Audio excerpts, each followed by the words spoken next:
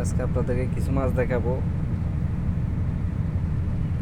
এই মাছগুলা এখন ব্যাগটা খুললে তারপর আমরা আসলে বলতে পারবো এগুলো কি মাছ। শেষ পর্যন্ত ভিডিওটা দেখলে হয়তো আপনারা বুঝতে পারবেন আসলে এগুলো কি মাছ। এখন রাত 3টা বাজে, যেহেতু রমজান মাস, এখন মানুষে মাছগুলা ডেকে উঠে তারপরে ছেড়ে খাই, তারপর তো মাছের কাজ করবে। এই মাছগুলার কাজ করতে আপনার এক ব্যাগ মাছ কাজ করতে ম্যাক্সিমাম 4 ঘন্টা লাগবে।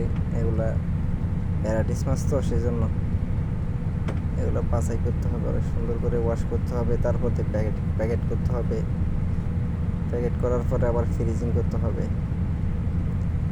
এই ব্যাগ টাইট হয়ে গেছে, সেজন্য খুলতে অনেক কষ্ট হইতেছে।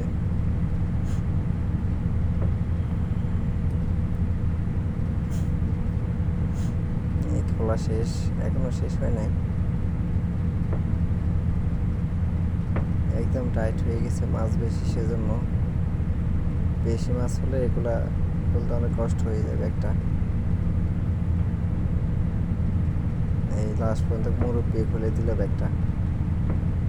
এই মাছগুলোর নাম হলো চন্দনা। এগুলা চন্দনা ইলিশও বলে মানুষ, আপনাদেরকে চন্দনা ইলিশ বলে খাওয়াই মাছগুলো। আসলে